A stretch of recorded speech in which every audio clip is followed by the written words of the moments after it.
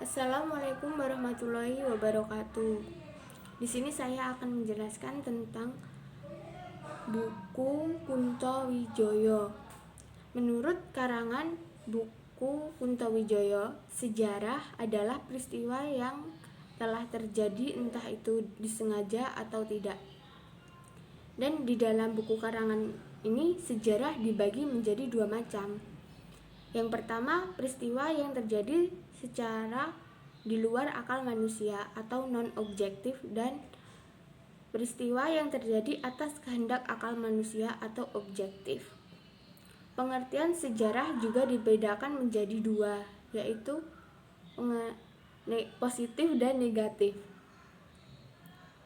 Secara negatif mungkin dibagi menjadi beberapa karakteristik. Yang pertama, sejarah sebagai mitos dan sejarah bukan sebagai mitos. Sejarah bukan ilmu alam dan sejarah secara positif merupakan suatu peristiwa yang terkait akan prosedur penelitian ilmiah. Sejarah juga terkait penerapan yang ditunjukkan oleh fakta. Kebenaran sejarah terkait pada sejarawan yang bersedia meneliti sumber sejarah secara tuntas dan bisa diharapkan bisa dipercaya untuk mengungkapkan sejarah secara objektif.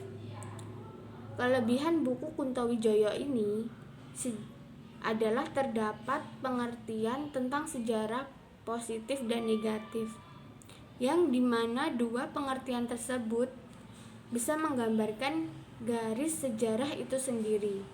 Selain itu, di dalam buku Kuntowijoyo juga terdapat kegunaan tentang sejarah, juga tentang penulisan masa Yunani Romawi akhir abad ke-19 sampai abad ke-20. Keunggulan lainnya di dalam buku ini terdapat kekuatan-kekuatan di dalam sejarah, seperti agama sebagai kekuatan sejarah, budaya sebagai kekuatan sejarah, dan ekonomi sebagai kekuatan sejarah. Namun, di dalam buku ini terdapat kekurangan. Kekurangan yang saya simpulkan dari buku ini adalah Kuntowijoyo itu sendiri tidak memberikan penjelasan tentang sejarah secara umum. Namun, Kuntowijoyo menjelaskan sejarah secara sempit bagi pembaca yang awal hingga yang membaca buku ini masih kesulitan dalam memahami tentang sejarah.